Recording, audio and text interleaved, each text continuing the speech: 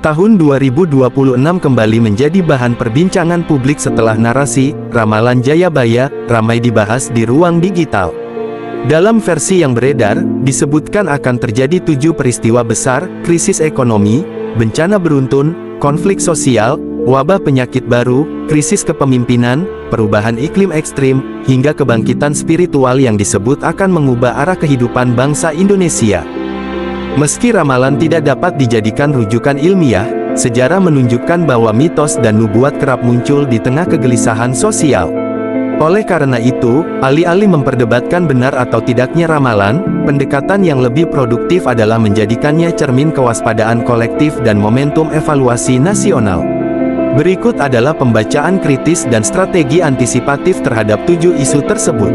1. Krisis ekonomi, ancaman, tekanan global, geopolitik, utang negara, inflasi, dan ketimpangan ekonomi berpotensi memicu krisis daya beli masyarakat. Antisipasi, diversifikasi ekonomi nasional, tidak bergantung pada komoditas mentah. Penguatan UMKM dan ekonomi lokal berbasis komunitas. Perlindungan sosial adaptif, bantuan tepat sasaran, bukan populis. Literasi keuangan masyarakat agar tidak terjebak utang konsumtif.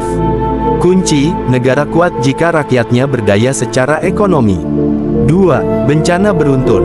Ancaman, Indonesia berada di cincin api dan wilayah rawan bencana hidrometeorologi. Antisipasi, pemetaan wilayah rawan secara terbuka dan berbasis data. Pendidikan kebencanaan sejak usia dini. Penegakan hukum terhadap perusakan lingkungan. Sistem peringatan dini yang benar-benar berfungsi di daerah. Kunci, bencana alam seringkali diperparah oleh kelalaian manusia. 3. Konflik sosial, perang saudara. Ancaman, polarisasi politik, kesenjangan ekonomi, hoaks, dan politik identitas. Antisipasi, penegakan hukum yang adil dan tidak tebang pilih. Ruang dialog lintas kelompok, agama, dan generasi. Media bertanggung jawab dalam melawan disinformasi. Pendidikan kebangsaan yang kontekstual, bukan seremonial. Kunci, konflik sosial tumbuh dari rasa ketidakadilan. 4. Wabah penyakit baru. Ancaman, mobilitas global dan kerusakan ekosistem meningkatkan risiko zoonosis. Antisipasi, penguatan sistem kesehatan primer. Kesiapsiagaan laboratorium dan riset medis nasional. Transparansi data kesehatan publik. Edukasi masyarakat agar tidak panik namun waspada. Kunci, negara yang siap bukan yang kebal, tapi yang sigap. 5. Krisis kepemimpinan. Ancaman, pemimpin tanpa visi, krisis moral, dan politik transaksional. Antisipasi, reformasi partai politik dan kaderisasi kepemimpinan. Penguatan peran masyarakat sipil dan pers independen. Literasi politik pemilih, terutama generasi muda. Keteladanan dari elit, bukan sekadar retorika. Kunci, kepemimpinan lahir dari integritas, bukan popularitas semata. 6. Perubahan iklim. Ancaman, cuaca ekstrim, krisis pangan, dan krisis air. Antisipasi, transisi energi berkeadilan. Pertanian adaptif dan ketahanan pangan lokal. Pengelolaan air berbasis ekosistem.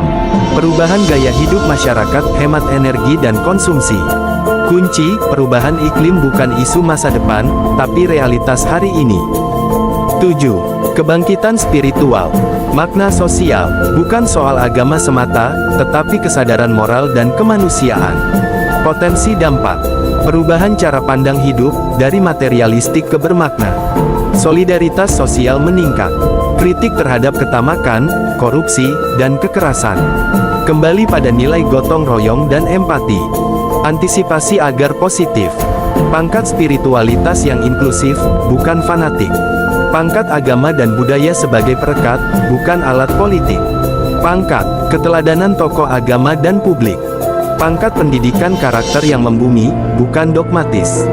Kunci, jika kebangkitan spiritual bersifat humanis, ia bisa menjadi titik balik Indonesia.